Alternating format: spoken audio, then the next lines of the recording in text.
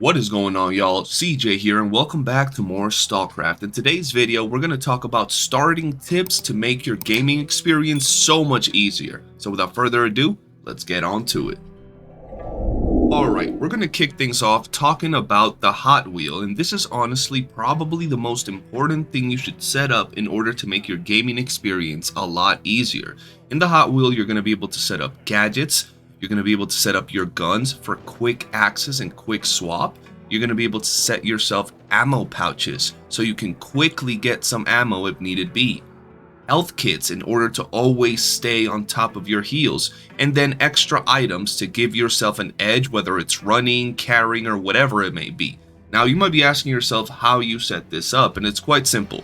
When you go up to your inventory, if you hover over an item, whether it's a weapon, a health kit, or an ammo pouch, your numbers 1 through 9 on your keyboard will be the keys you want to hit in order to set these up in your Hot Wheel. So as you can see, 1, 2, 8, 6, 4.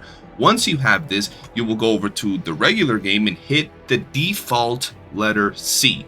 Once you do this, your Hot Wheel will pop up, and all you got to do is aim at it and you'll activate the item. Highly advise you guys do that because it will change your life. Alright, the next thing is setting up your trade packs. Trade packs are, well, what they sound like, little packs of things that you can set up in order to quickly purchase things and get out into the field of battle a lot quicker. You can do this with many different things, as you can see. Ammo packs, health packs, a random pack that you buy every time you want to leave without having to buy specific items one at a time. You have extra things like plates and such. You have speed items, and you can set these up however it is that you desire. You can also select to buy specific things by locking others and then purchasing one in particular. Now, how do you go about setting these? You will want to go to a vendor or a merchant, talk to him, and in the bottom option you will see manage packs, and here you will go up to your packs, select the items you want to put in said pack, give it a name, so let's go with grenades, and save your pack. Now when you go back out, you will press the default key T and you will open up your trade packs, and in here you will find the brand new pack you just made. Make sure you do this because it will save your life, and one thing that's very important is that you don't have to be at the vendor in order to access your packs. As you can see, we're quite far away from the vendor. He's all the way over there, and we can still open up our packs and purchase from here. So make sure you get that done. Alright, our next tip is more about personal preference, but I still believe you guys should get this done as fast as possible. As you can see, my field of view is pretty basic, pretty normal. If you go over to your settings, you will be able to increase your field of view from 90 all the way to 110.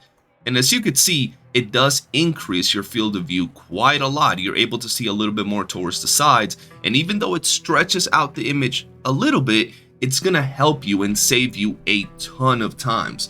The next thing I advise is your brightness. This is more noticeable during the nighttime, but if you bring your brightness all the way up, it will highlight things a little bit better and it will make it easier for you to see during the night.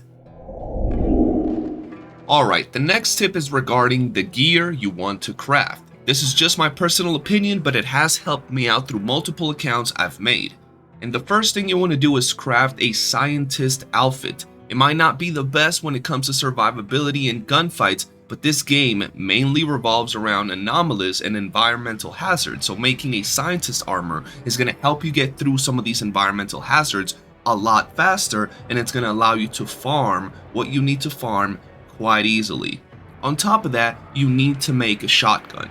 A top tier shotgun that I advise you make in the very first camp you get is the Shorty. It is a sidearm, it has 3 bullets, and it hits just as hard as the end game shotguns we currently have available.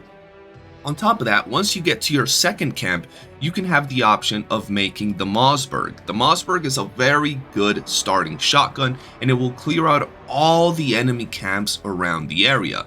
These are the main things that I advise you to make. When it comes to your assault rifle, you can make whatever you want, but I do advise you start off with crafting a scientist armor and a shotgun. Another quick tip regarding gear is that you want to make sure you craft yourself the sports bag and the KZS too. You're going to thank me later for crafting the KCS2, even though you're not going to need this at the very start of the game, but once you start getting to the second or third area in the game, you will 100% need this, and you will also need this to craft the better containers in the game, and you really don't want to have to backtrack all the way down to Cordon or Photon in order to craft this, so make sure you get this out of the way quickly. As for the sports bag, very good early backpack. You can use it on absolutely anything that you craft at that stage in the game. It's going to give you more stamina and 20 more carry weight right off the bat, so this is probably one of the things you want to make as soon as possible alongside your scientist and your shotgun. Another quick tip I want to give y'all is make sure y'all are doing side quests. We all know we gotta push the main story, but there are side quests out there that will give you insane weapons that will help you along your journey. Things like this shotgun, for example, was gotten from a side quest. You can also get RPDs, you can get submachine guns, you can get snipers. There are tons of things you can get by doing side quests. So while some are not rewarding whatsoever and they barely give rewards, there are hidden gems out there that will give you insane weapons. So if you ever got some time or you're not feeling like doing the main story or going to the heavy traffic areas to farm, do some side quests and you might end up getting a pretty nice gun. For our last tip, we have something quite simple, but I personally believe it's going to change your life. At least I know it does for me and all of my endgame friends. If you take a look at the top right corner, we have our minimap, and it's quite zoomed in. So if a friendly gets killed nearby by another player, you usually don't have design in your minimap. If there are certain dents getting activated close to you, you also don't get to see this on your minimap. Well, all you gotta do is hit the plus key on your keyboard and you will be able to zoom out. And as you can see right here, it is game changing. You're gonna be able to see a lot more of the map on your minimap, and you're gonna be able to see if a den gets cleared or if an enemy killed a player closer than you might expect. Make sure you guys are doing this. Alright guys, and that pretty much wraps it up. I wanted to put together a list of very simple tips that anybody starting off the game can do that will help them along the way. I will have a video regarding mid-game tips as well as end-game tips dropping sometime throughout this week, so stay on the lookout for that. But for now, if you've enjoyed this video, hit that like button, subscribe, turn on bell notifications, join our Discord, and follow us on Twitch. For now, have a great day everybody, thank you for watching, and I'll see you on the next one. Peace.